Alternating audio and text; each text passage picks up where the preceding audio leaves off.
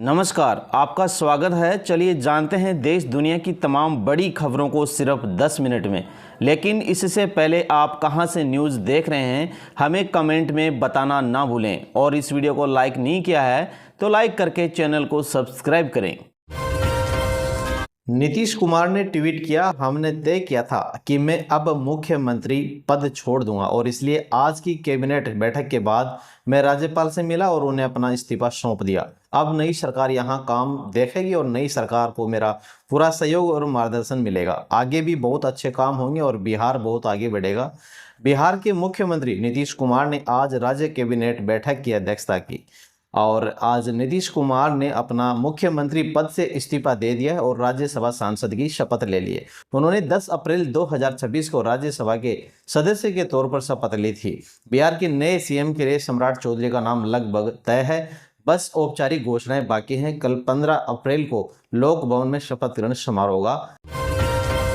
Doctor B R. Ambedkar की 136वीं जयंती पर कांग्रेस नेता पायलट ने कहा कि अम्बेडकर जी की जयंती पूरे देश में एक गर्व के रूप में मनाई जाती है। मुझे खुशी है कि आज हम सब यहाँ सामूहिक रूप से श्रद्धांजलि देने के लिए मौजूद रहे। अम्बेडकर जी ने जो देश के लिए किया, मैं समझता हूँ उससे बड़ा योगदान वरदान शायद ही कोई देश को दे सकता है। प्रधानमंत्री नरेंद्र मोदी देहरादून के पास जय मां डाट काली मंदिर में पहुंचे। प्रधानमंत्री जल्द ही दिल्ली देहरादून इकोनॉमिक कॉरिडोर का उद्घाटन भी करेंगे। ये कॉरिडोर दिल्ली और देहरादून के बीच यात्रा के समय को 6 घंटे से घटाकर लगभग 2.5 घंटे कर देगा। प्रधानमंत्री नरेंद्र मोदी ने उत्तराखंड के देहरादून में रोड शो किया। वे थोड़ी देर में दिल्ली देहरादून इकोनॉमिक कॉरिडोर का भी उद्घाटन करेंगे। ये कॉरिडोर दिल्ली और देहरादून के बीच यात्रा के समय को 6 घंटे से कम समय में यात्रा पूरी करने का काम करता है। एडिशनल सीपी कानून व्यवस्था राजीव नारायण मिश्र ने कहा, कल कुछ घटनाएं हुई थी। 80 से ज्यादा स्थानों पर 4000 से ज्यादा श्रमिक सड़कों पर आ गए थे। हमने उनसे लगातार संवाद स्थापित किया। 2 स्थानों पर उन्होंने उपद्रव किया और उसमें पुलिस ने तुरंत कार्यवाही की। 350 से ज्यादा लोगों को मौके से गिरफ्तार किया गया। आज कुछ जगहों पर कुछ श्रमिकों ने आकर कहा कि उनकी मांग पूरी की जाए। उस पर हमने उनके साथ वार्ता करके उनको साझा और समझा किया। तो दोस्तों, ये नोएडा में हुई घटना के ऊपर डीजीपी और सीपी ने अपने बयान जारी किए हैं। झारखंड के राज्यपाल संतोष गंगवार और मुख्यमंत्री हेमंत सोरेन ने पुराने हाई कोर्ट के पास अंबेडकर चौक पर डॉक्टर बी.आर. अम्बेडकर की 136वीं जयंती पर उन्हें श्रद्धांजलि दी। झारखंड के मुख्यमंत्री हेमंत सोरेन ने कहा, आज का ये शुभ दिन भारत जैसे विशाल लोकतांत्रिक देश के लिए गौरव का क्षण है। बाबा साहेब का योगदान ना किसी से छिपा है और न छिपेगा। पूरे देश को इन पर गर्व है। जब तक देश दुनिया है, उनके योगदान को याद रखा जाएगा। सैलरी बढ़ाने की मांग को लेकर कल हुए हिंसक प्रदर्शन के बाद आज नोएडा के फेज 2 में भी प्रदर्शनकारी इकट्ठा हुए और पत्थरबाजी की हालात को काबू में करने के लिए यहां पुलिस बल तैनात किया गया। प्रदर्शनकारियों को मौके से हटाया और भगाया गया। सपा प्रमुख अखिलेश यादव ने कहा, आज हम सब बाबा साहेब बी.आर. अम्बेडकर को याद कर रहे हैं। सामाजिक न्याय की लड़ाई और सामाजिक न्याय के राज की स्थापना के लिए हम लगातार संघर्ष करते रहेंगे। बाबा साहब बी.आर. अम्बेडकर का संविधान केवल कागज नहीं, वो लोहे की तलवार है जो समय समय पर हमें सम्मान दिलाने का काम करती है। संविधान हमारी संजीवनी गूंठी है।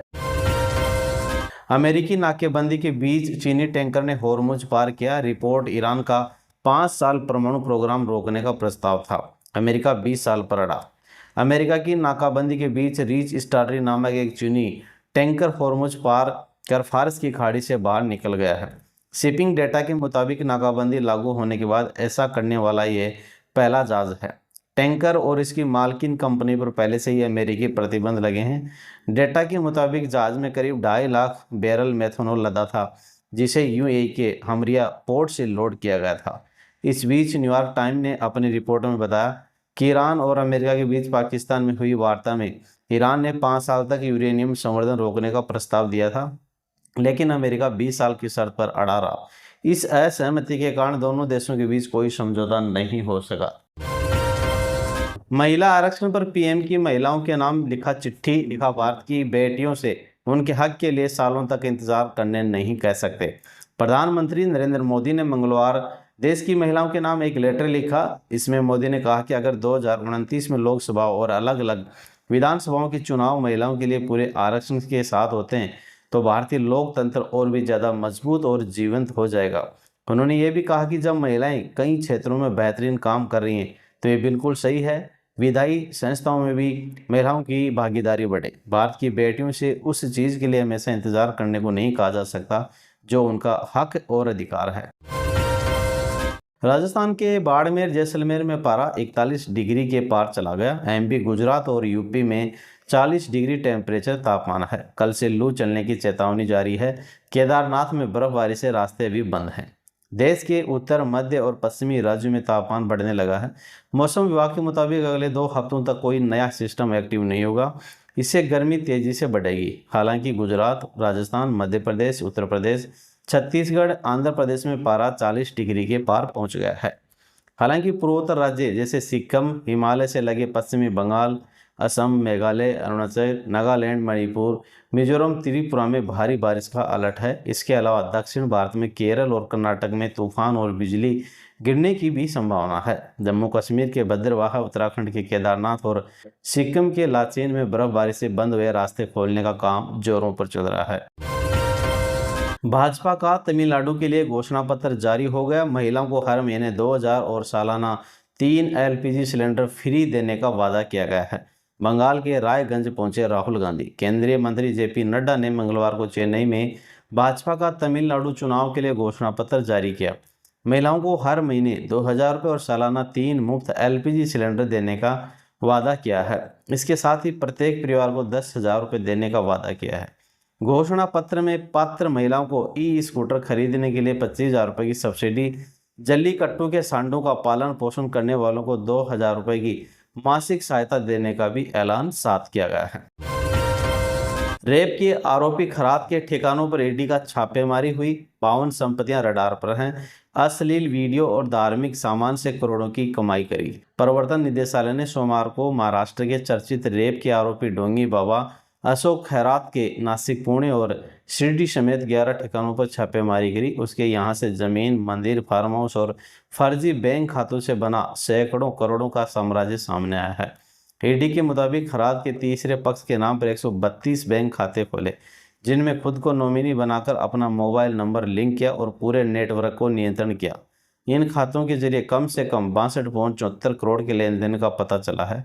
52 संपत्तियां जांच के दायरे में हैं। ईडी ने केस नासिक पुलिस की एफआईआर के आधार पर दर्ज किया, जिसमें खैरात पर उगाई, धार्मिक धोखाधड़ी और महिलाओं के यौन शोषण जैसे आरोप हैं। खैरात को एक महिला से 3 साल तक दुष्कर्म के आरोप में गिरफ्तार किया गया था। अशोक खैरात को नासिक पुलिस ने यौन शोषण और ठगी के आरोप में भी गिरफ्तार किया है।